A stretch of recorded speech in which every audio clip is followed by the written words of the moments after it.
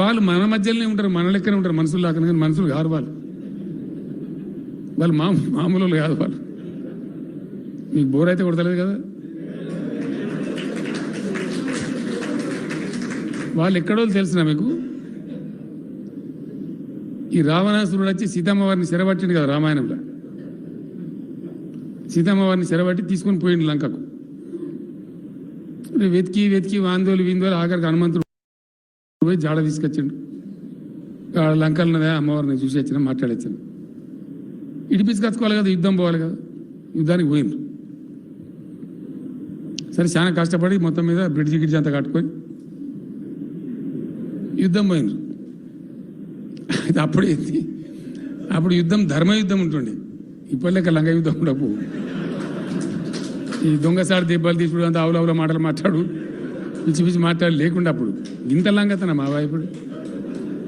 వాడు హేట్లరావు దేవుడు వాడు ఇష్టమైన మాట్లాడు. ఎవడో ఏం వాడు వాడిని నెత్తా కత్తా యాడికెళ్ళి వచ్చిండు, ఎవడు వాడు ఏం మాట్లాడతాడు, ఓ అర్థమా తాత్పర్యమా, నువ్వేమైనా మోసినోనివా, తెలంగాణ కోసం ఓ చెమట సుఖపడుతున్నోనివా, ఈ యాడికెళ్ళి వచ్చి ఇక కథ ఉన్నది ఇదంతా. చూస్తాను అనుకో, ప్రజలు అన్ని చూస్తాను, ఎవరెవరి సంగతి ఎంతో అన్ని రేపు వస్తే టైం వస్తుంది. అయితే అప్పుడు ధర్మయుద్ధం ఉండేది. సాయంత్రం కాగానే గంట కొడితే బంద్ యుద్ధం, ఓనోడు కొట్టుకోరు. మళ్ళీ తెల్లారి బేరి మోగినాకనే మళ్ళీ యుద్ధం స్టార్ట్ అన్నట్టు. అంటే ధర్మం ఉండప్పుడు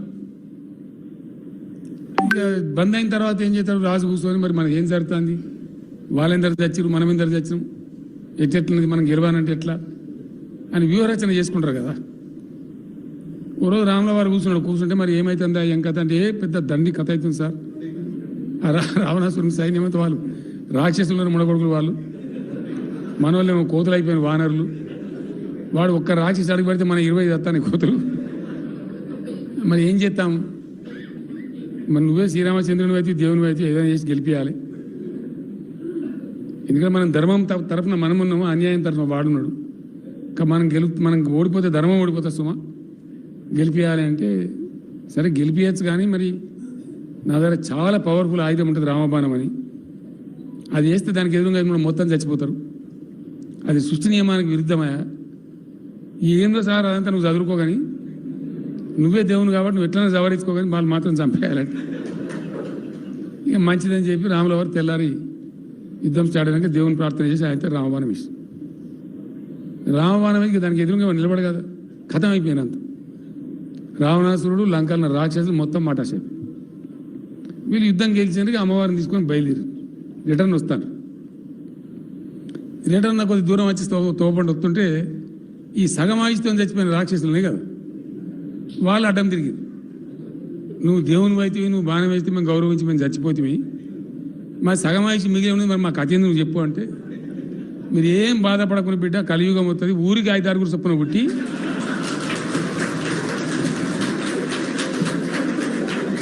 మీరు ప్రజలను బీక్కొని తినండి అని వాళ్ళకు వరం దొరికింది. అగో వీళ్ళు ఆ బాబతగాళ్ళు.